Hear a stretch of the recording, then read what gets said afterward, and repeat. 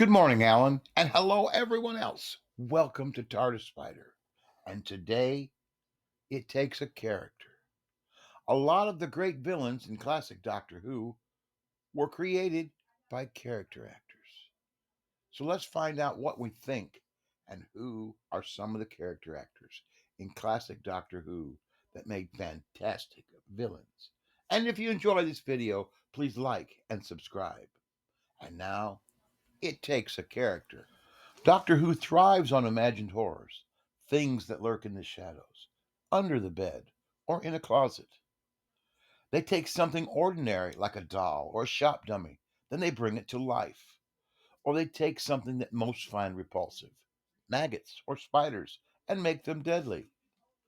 The makers of Doctor Who know you want monsters. From yesterday to today, monsters are a part of the story. In Series 4, 2008, giant bugs returned in Turn Left and Unicorn and the Wasp, the Sontarans, the Cybermen, and the Daleks all appear in a single season for the first time since 1975. Since the beginning, Doctor Who has seen that the aliens and monsters are woven into the fabric of the series. When the second Doctor tried to justify his actions, he presented images of Daleks, Cybermen, Ice Warriors, and Yeti. But his defense did not include the humanoid dominators, but their robotic servants, the Quarks. Ironically, the most successful and most memorable were often not monsters at all, but more accurately, the villains. Part of the attraction with monsters are how endless the possibilities of how frightening an articulate monster can be. For Philip Hinchcliffe and Robert Holmes, moving to a lone villain was a creative and budgetary decision, something very common in classic Doctor Who. Philip Hinchcliffe in 1983. It became apparent to me that the success of the program depended on a large extent on getting good actors to be the characters. A prime example, Julian Glover's Scaroff in The City of Death. Scaroff matches Tom Baker's Doctor in wit and in presence, just as Anthony Stewart Head's Krillatine, Mr. Finch, makes a powerful foil for David Bennett's Doctor in School Reunion. Yet, it does not take an actor of star quality to create unforgettable evil in Doctor Who. Here are the character actors who really bring character to the part of villain. Think of Philip Maddock as the mad surgeon Solon, believing himself a near god, as he, Solon, will resurrect the Time Lord Morbius as a creation in his own vision.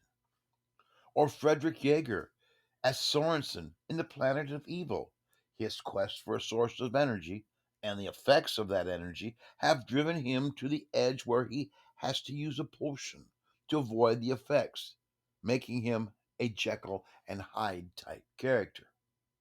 But the character actor who brought a one time character to supervillain status, even though this actor was unable to return to the part, is Michael Wisher as Davros. That's right, Davros was to be a one off, but the characterization was so good, to this day we put Davros and his Daleks as the top tier villains. Now, others have been Davros, all excelling in the role, yet Wisher's performance defines the character. Maybe Kevin Lindsay as Lynx, Styre, or the Marshals. This performance gives us the character that the Sontarans are. Remember, they are all clones, all alike. So the character that Kevin Lindsay created is made for every Sontaran ever since. And Kevin played the first three Sontarans that we meet. Even a Time Lord can be a character that is a villain when it is brought properly to the screen. The Time Lord Barusa, by Bernard Hosfall, almost ends the Doctor in their Matrix confrontation. All of these actors had other parts in Doctor Who, none as a major baddie, except maybe Philip Maddock as the Warlord, but all had parts that were important to telling the story.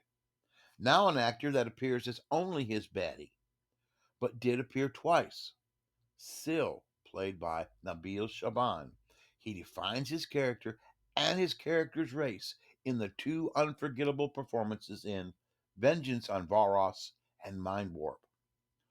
All of these actors gave us great characters in great Doctor Who stories. I know I missed many others, so leave a comment and let me know who I missed. But watch these stories by these great character actors and enjoy Doctor Who. So enjoy your journey through time and space, and good night.